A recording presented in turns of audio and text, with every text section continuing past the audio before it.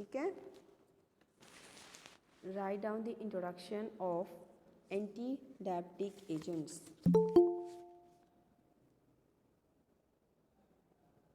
Heading डालो सभी, anti diabetic agents. Done.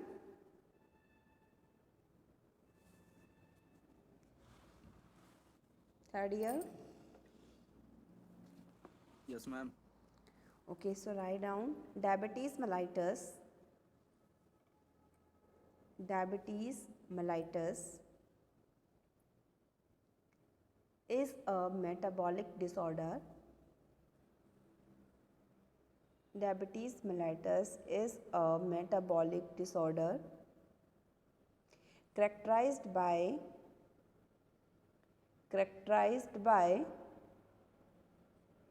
hypoglycemia,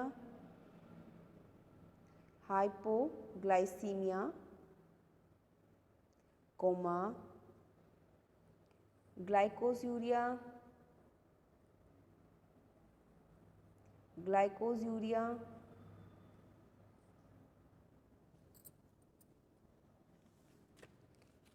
and ketonemia,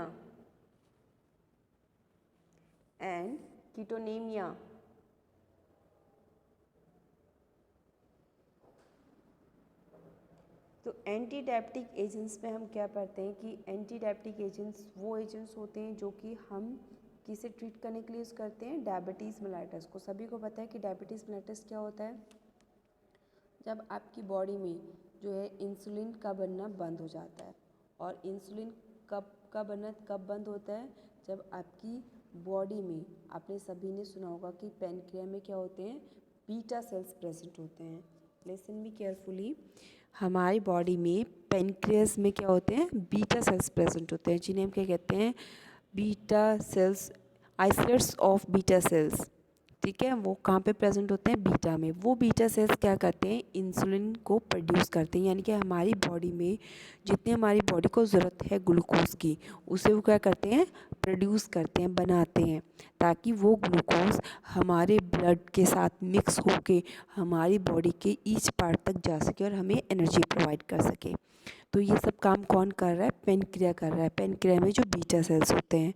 अब क्या होता है कि किसी पेशेंट को डायबिटीज़ हो गया, उसे शुगर हो गई है, तो वहाँ पे क्या करेंगे, वहाँ पे जो डायबिटीज़ मेलाइटस है आपका, वो उन बीटा सेल्स को किल कर देता है, मार देता है।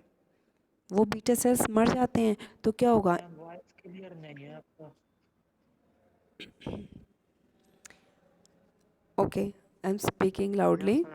एंटी डायबिटिक एजेंट्स जो होते हैं, हम वो किस लिए यूज़ करते हैं, डायबिटीज़ मेलाइटस डिसीज़ को ट्रीट करने के लिए यूज़ करते हैं। क्लियर है, अब ठीक है, यस मैम। ठीक है। तो क्या कहते हैं कि पेशेंट को डायबिटीज़ मेलाइटस हो गया है, जिसे लोकल लैंग्वेज में क्या कहते हैं कि उसे शुगर हो गई है किसी पेशेंट को।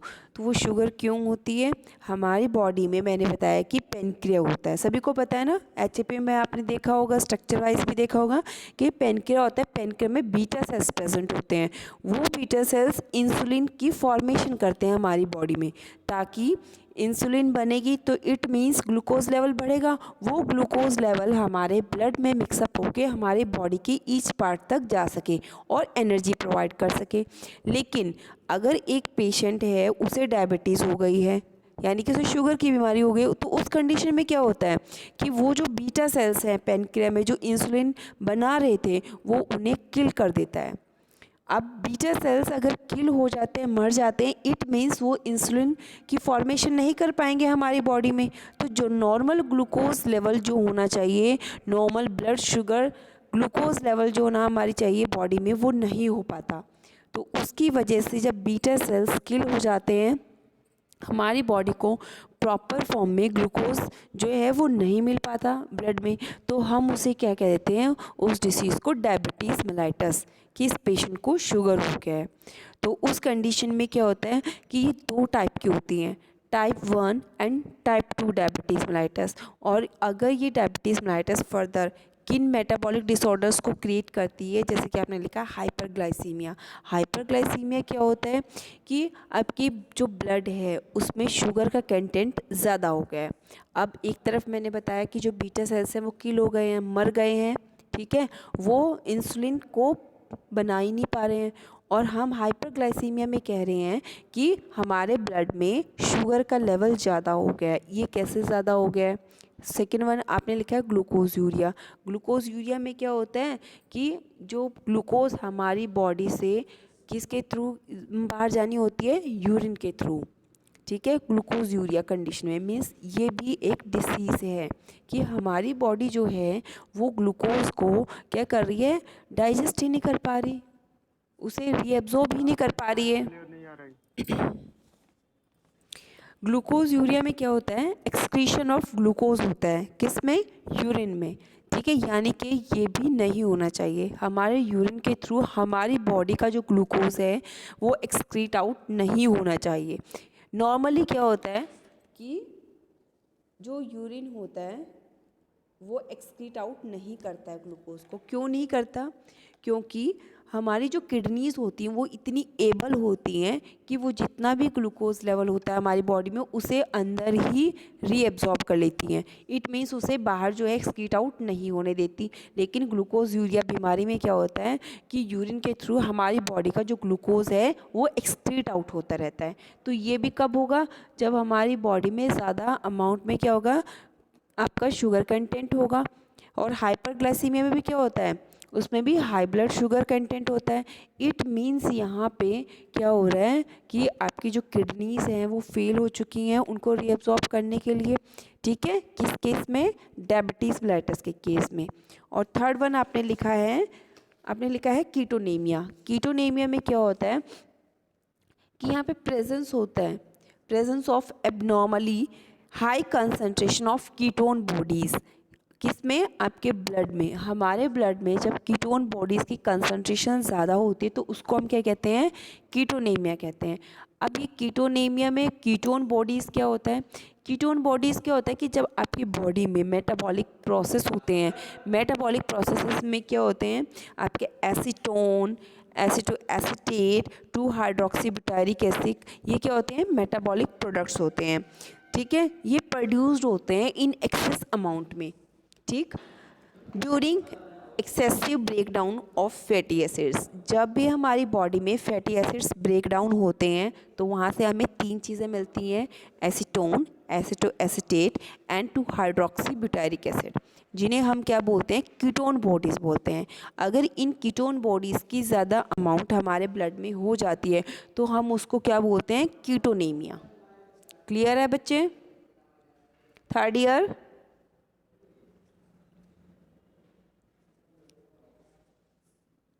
Yes ma'am. ठीक है, तो तीनों कंडीशंस जो हैं, तीनों सिचुएशंस क्लियर हो गई। हाइपरग्लाइसीमिया में क्या होता है? हाई ब्लड शुगर लेवल होता है। ग्लूकोज यूरिया में क्या होता है?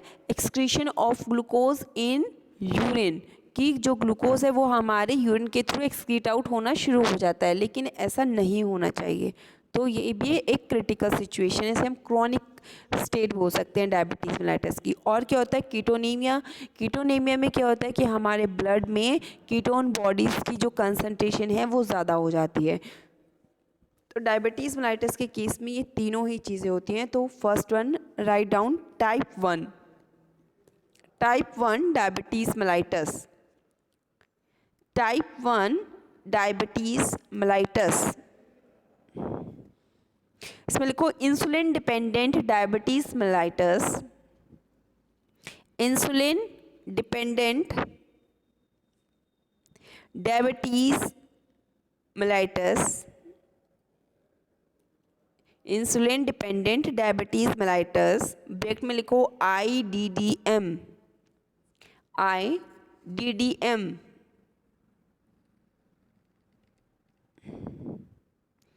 स्लैश करके लिखो juvenile, JUVENILE,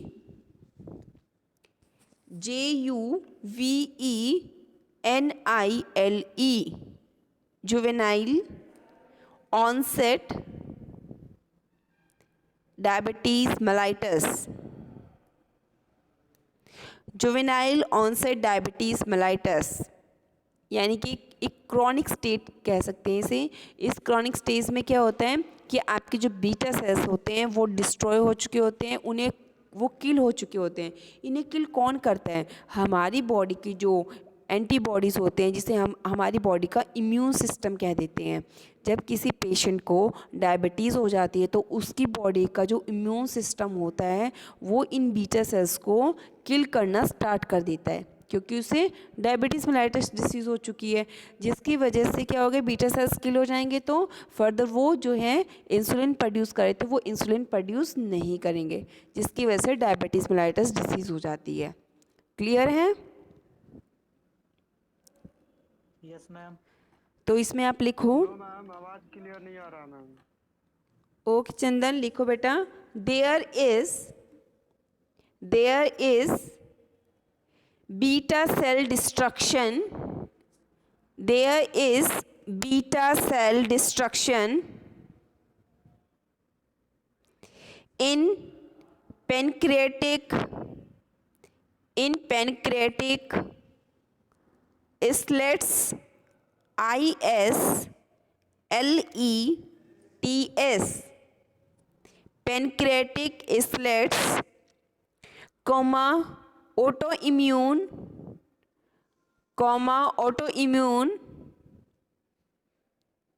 antibodies, ma'am islets के बाद islets, autoimmune, AUTOIMMUNE,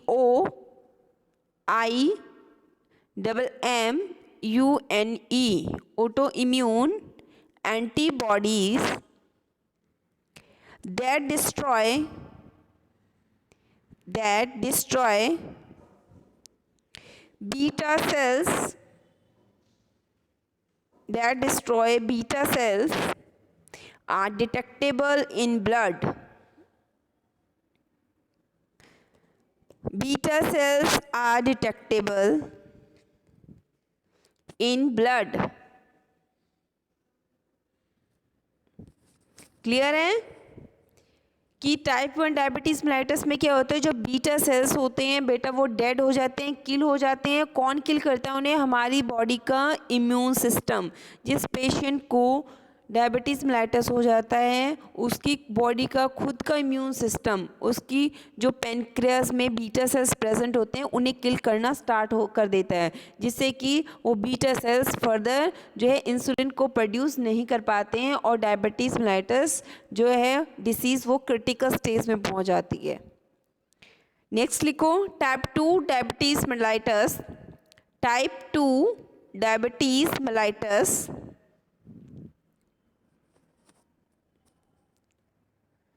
over 90%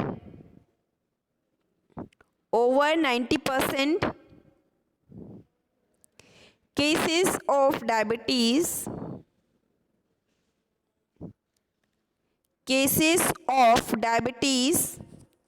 are type 2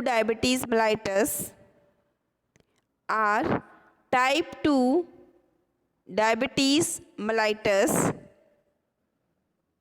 First stop. In this case has a high degree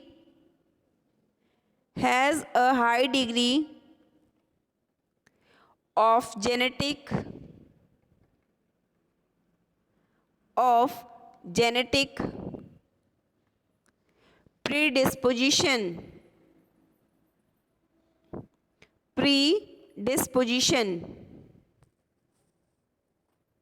ma'am 3 के बाद क्या बोली? मैम जेनेटिक के बाद genetic predisposition. I am repeated again, over 90% cases of diabetes are type 2 diabetes mellitus. Full stop. In this case has a high degree of genetic predisposition.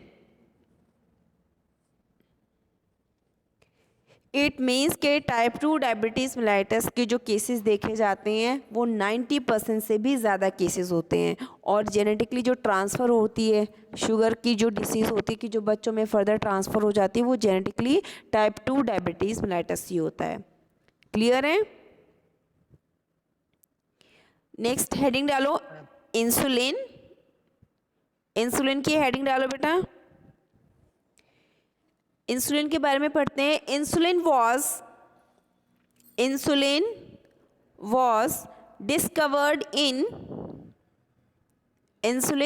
discovered in 1921 by Banting and, Banting scientist का name है BANTING, Banting and Best, who demonstrated the hypoglycemic action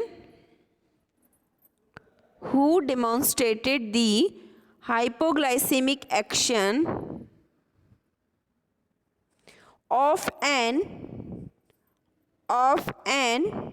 extract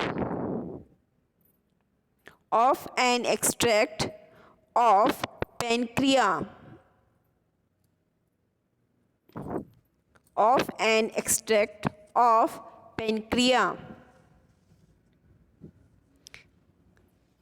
it means कि हमारे पास क्या थे, दो scientist थे इन 1921 में, Bentinck and best, ठीक है, जिन्होंने हमें क्या किया था, इंसुलिन के बारे में बताया था कि इंसुलिन क्या है, कि हमारी बॉडी में जो पेनक्रिया है, पेनक्रिया में बीटा सेल्स प्रेजेंट हैं और वो इंसुलिन की फॉर्मेशन के लिए रिस्पॉन्सिबल हैं। तो ये हमें फर्स्टली किसने बताया था, बेंटिंग एंड बेस्ट ने, ठीक है, उन्होंने ही इसके बारे में एक्सप्लेन किया था कि ये फर्दर क्या है, इनमें 51 अमाइनो एसिड्स होते हैं जिनका मॉलिक्यूलर वेट 6000 होता है, और ये 51 अमाइनो एसिड्स जो हैं एस्टिज नहीं होते, चेन फॉर्म में प्रेजेंट होते हैं हमारी बॉडी के अंदर। उस चेन में क्या होते हैं, एक ए चेन होती है, एक बी चेन होती है, ठीक है। ए चेन में 21 अमाइनो एसिड्स होते हैं और बी चेन में 30 अमाइनो एसिड्स होते हैं। तो ये सभी के बारे में किसने डेमोन्स्ट्रेशन दी थी, बेंटिंग एंड बेस्ट ने, इन 1921। Okay, so write down insulin is a to chain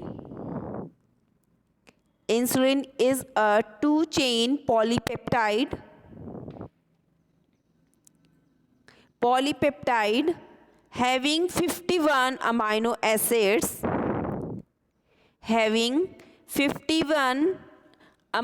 acids, okay. Insulin is a two chain polypeptide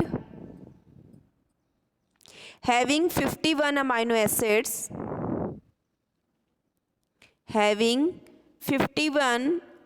acids, and molecular weight 6000। Next line में लिखो, the A chain has 21 amino acids. The A chain has 21 amino acids, while B chain has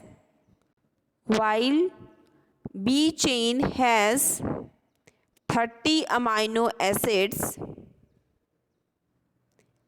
While B chain has 30 amino acids. Next line में लिखो नीचे, insulin is synthesized in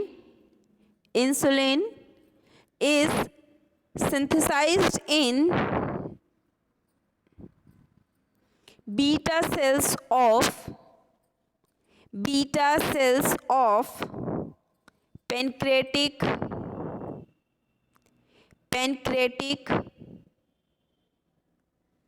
islets. की spelling है ISLETS, LETS। Pancreatic इसलेट्स क्यों बोलते हैं? क्योंकि ये पैनक्रिया के एक्सट्रैक्ट प्रोडक्ट्स हैं, ठीक है। जो इंसुलिन है वो बीटा सेल्स प्रोड्यूस कर रहे हैं उन्हें, it means insulin is the extract product of the pancreas, so it is known as the pancreatic islets. Done? Okay third year, यहाँ तक लिख लिया सभी ने?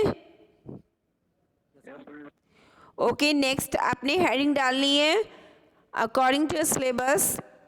जो एंटी डायबिटिक है वो कौन सी यूनिट चल रही है third year? All of you know about that? अरे वाह, दानिश को पता है। और सभी को पता है? Third year? Yes ma'am. Ma'am sessional में कौन कौन आएगा? सेशन आपकी फर्स्ट 2 ही आएंगी, ठीक है। लेकिन आपने बैठ के अच्छे से मेडिसिनल केमिस्ट्री पढ़नी है। अक्षर भी आएंगे क्या मैम? हाँ जी, अक्षर भी आएंगे क्या?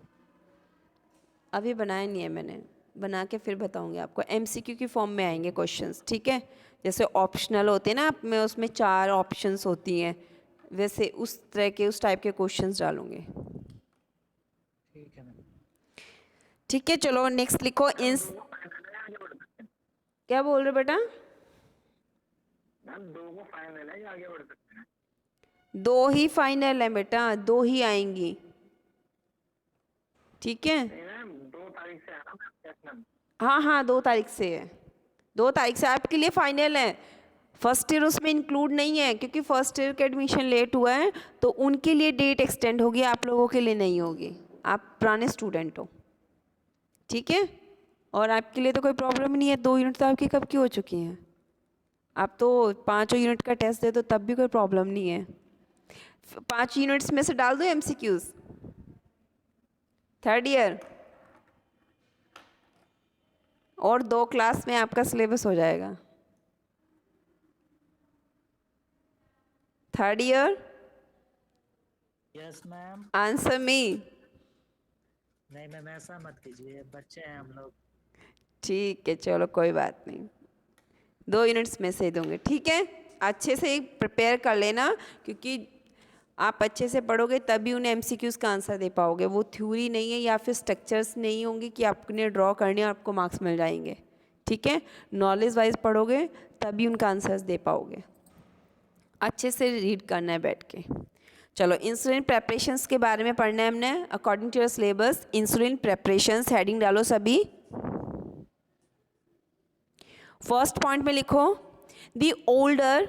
जो पहले इंसुलिन होती थी वो हमें कहाँ से मिलती थी? जो आपके एनिमल्स होते थे उनसे हमें ही मिलती थी, जिसे हम क्या बोलते थे? बीफ एंड पोर्क पैनक्रियास, ठीक है। जैसे कि एनिमल्स में क्या होते हैं? ऑक्स वगैरह होते हैं, जो बैल होते हैं, उनके पैनक्रियास से मिलती थी ये।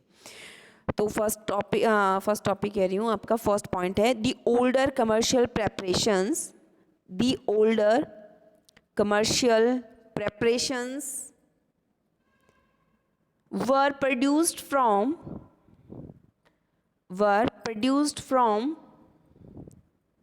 beef and pork pancreas. Beef and pork pancreas, ठीक है। एक बार रिपीट कर दीजिए ma'am. Okay, I'm repeated again. The older commercial preparations. Sir आगे external teachers.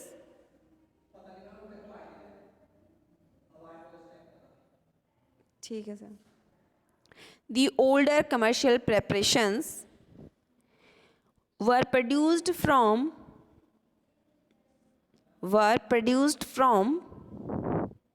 beef and pork, P-O-R-K, pork pancreas. ये बीफ एंड पोर्क पेनक्रियाज हमें animals से मिलते थे, ठीक है। तो वहाँ से हम क्या करते थे? इंसुलिन प्रिपेयर करते थे, ताकि हमारी बॉडी में जो बीटा सेल्स डेड हो चुके हैं जो इंसुलिन प्रिपेयर करते थे। अब उनकी जगह पे हम आर्टिफिशियल क्या करते हैं, इंसुलिन प्रिपेयर करते हैं और उन्हें जो है जो सिरिंज की हेल्प से हम बॉडी में इंसर्ट करते हैं, ताकि हमारी बॉडी में जो इंसुलिन का लेवल बहुत कम हो चुका है, रिड्यूस हो चुका है, बिल्कुल ख़त्म हो चुका है, उसे हम आर्टिफिशियली बाहर से प्रोवाइड करते हैं थ्रू इंजेक्टेबल्स। सेकेंड पॉइंट लिखो, रेगुलर ब्रैकेट में लिखो soluble insulin, regular soluble insulin. इसके बारे में लिखना है आपने, it is a buffered neutral लिखो, neutral pH, buffered neutral pH solution of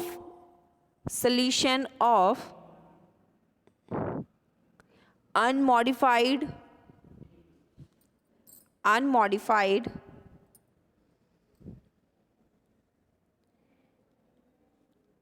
insulin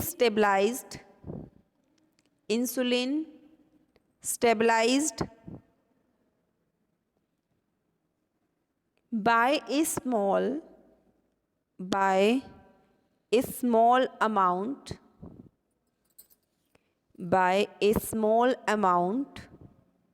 of zinc,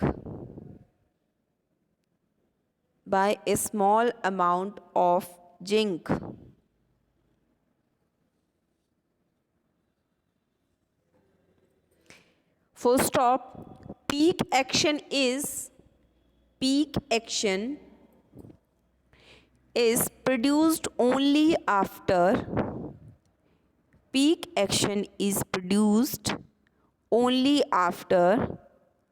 2 to 3 hours 2 से 3 घंटे तक इसका एक्शन रहता है।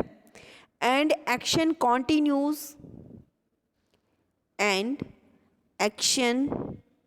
continues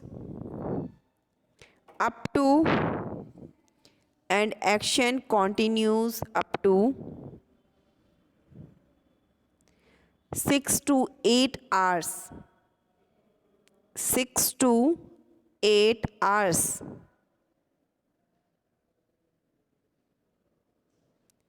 ठीक है, इसका सबसे ज़्यादा थेरेपेटिक इफेक्ट कब मिलता है इस इंसुलिन का, ये हम जिंक से प्रिपेयर करते हैं। 2 से 3 घंटे के बाद इसका एक्शन जो है ऑप्टिमम लेवल पे होता है, मीन्स सबसे ज़्यादा थेरेपेटिक इफेक्ट मिलता है। और कब तक असर रहता है इसका, 6 से 8 घंटे तक असर रहता है इसका। ठीक है, नेक्स्ट लिखो थर्ड पॉइंट, लेंटे इंसुलिन। लेंटे की स्पेलिंग है LENTE, लेंटे इंसुलिन। लेंटे इंसुलिन में लिखो mixture of 30%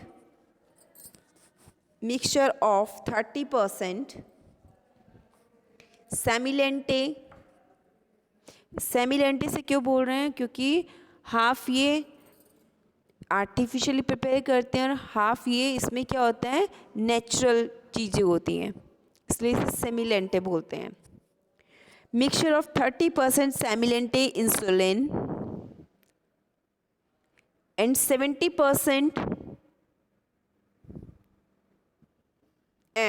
70% ultralente and 70% ultralente insulin। Full stop. It is turbid suspension।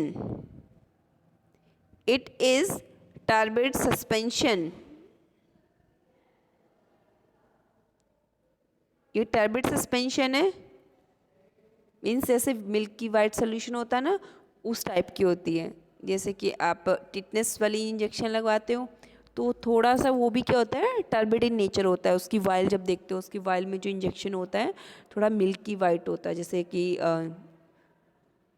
Milky white चूना पत्थर वाला पानी नहीं होता, वो थोड़ा सा ऐसा होता है, ऐसा दूध में पानी मिला रखा हो, तो उस कलर का होता है। ये भी ऐसा ही टर्बिड इन नेचर का होता है देखने में, ठीक है। Turbid suspension at neutral pH, neutral pH and given subcutaneously, and given subcutaneously, and given subcutaneously, ये रूट है इसका इंजेक्शन लगाने का, subcutaneously. First stop, slow onset of action, slow onset of action,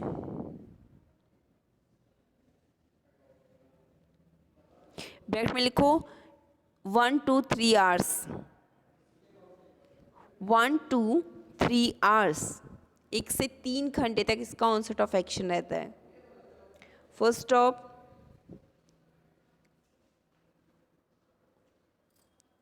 long duration of action, long duration of action 13 से 20 घंटे, 13 to 20 hours.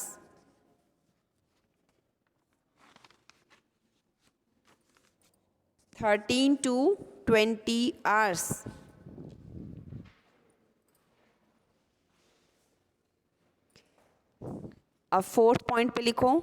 Fourth point वाली जो insulin है उसका नाम है ultra lente insulin. Ultra lente insulin, ये फुली हम आर्टिफिशियली प्रिपेयर करते हैं इसे, ठीक है. ये है आपकी क्रिस्टलाइन इंसुलिन भी कहते हैं इसे. क्रिस्टलाइन सी क्रिस्टल से प्रिपेयर होती है. So write down about this ultra lente insulin. It is first long-acting preparation. It is first long-acting ultra-lente insulin. Means इसका इफेक्ट सबसे ज़्यादा देर तक रहता है. First of, it is crystalline insulin. It is a crystalline insulin, zinc, zinc particles. इसमें zinc के particles भी होते हैं. First stop, large crystals and slow absorption. Large crystals and slow absorption.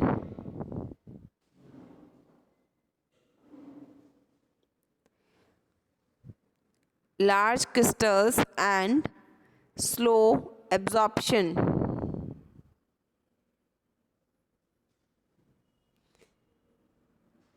Ma'am repeat कर दीजिए. It is a crystalline insulin comma zinc particles. Full stop, large crystals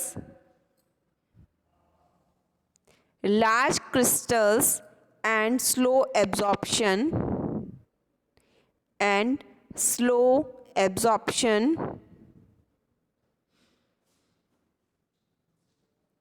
Full stop, it is used to provide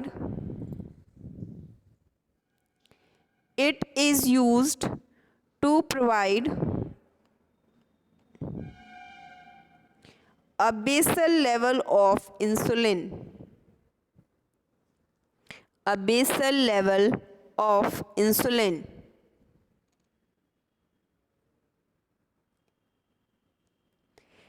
it means कि जो ultra lenti insulin है वो सबसे ज़्यादा उसका therapeutic effect रहता है. इसके क्रिस्टल्स जो होते हैं वो बहुत ज़्यादा बड़े साइज़ के होते हैं एज़ कम्पेयर टू सेमी लेंटे और सॉल्युबल इंसुलिन के कंपैरेटिवली. और इसी वजह से बॉडी में उनका जो है जो स्लो रिलीज़ है, जो वो क्या होता है, सस्टेन रिलीज़ कह सकते हैं हम उसे, कि स्लोली स्लोली रिलीज़ होती है हमारी बॉडी में। इसी वजह से उसका जो थेरेपेटिक एक्शन है और ड्यूरेशन ऑफ एक्शन है वो बहुत ज़्यादा लॉन्ग इन नेचर हो जाता है। और जब हम इसकी प्रिपरेशंस करते हैं तो इसमें क्या होते हैं, क्रिस्टलाइन इंसुलिन होते हैं, मीन्स जो इंसुलिन के क्रिस्टल्स होते हैं वो तो पता ही आपको कि लॉन्ग साइज़ के होते हैं, और साथ में उन क्रिस्टल्स के साथ में जिंक के क्रिस्टल्स भी होते हैं, जिंक के पार्टिकल्स भी होते हैं। तो इसी वजह से इसका थेरेपेटिक इफेक्ट मैक्सिमम होता है as compared to lente insulin, semi lente insulin, ठीक है, उनके कंपेरेटिवली बहुत ज़्यादा होता है। और इसको हम यूज़ करते हैं, it is use to provide a basal level of insulin.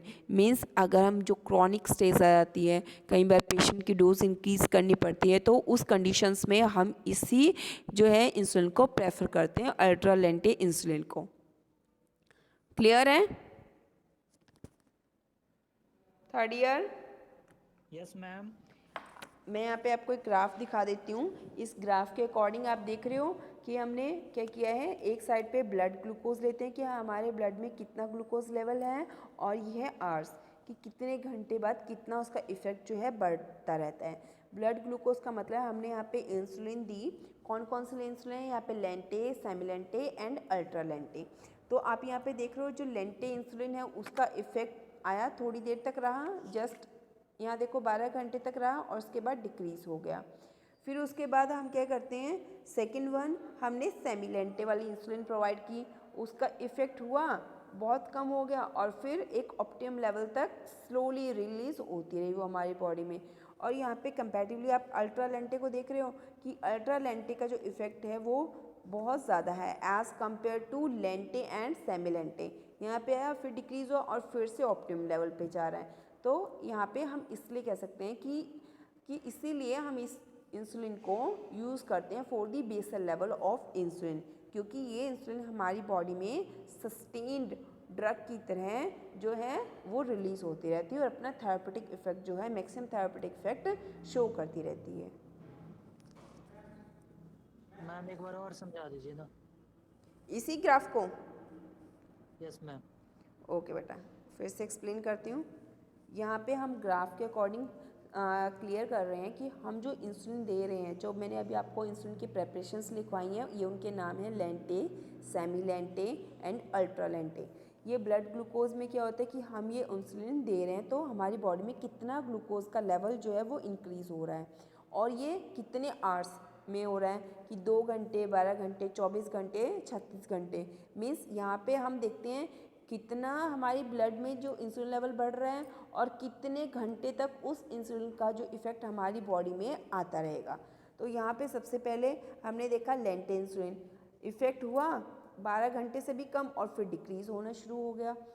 आपने लिखा है ना पीछे 6 से 8 घंटे तक, 2 से 3 घंटे तक लेंटे का जो है इफ़ेक्ट मैक्सिमम रहता है, ऑप्टिमम लेवल पे रहता है, और फिर उसके बाद 6 से 8 घंटे तक रहता है, उसके बाद डिक्रीज़ होना शुरू हो जाता है। फिर सेमी लेंटे में देखा आपने, सेमी लेंटे में आपने पढ़ा है उसमें 12 घंटे तक इफेक्ट रहता है उसका, तो यहाँ पे देखो ऑप्टिमम लेवल तक 12 घंटे तक उसका इफेक्ट है और फिर डिक्रीज़ होना शुरू रहता है।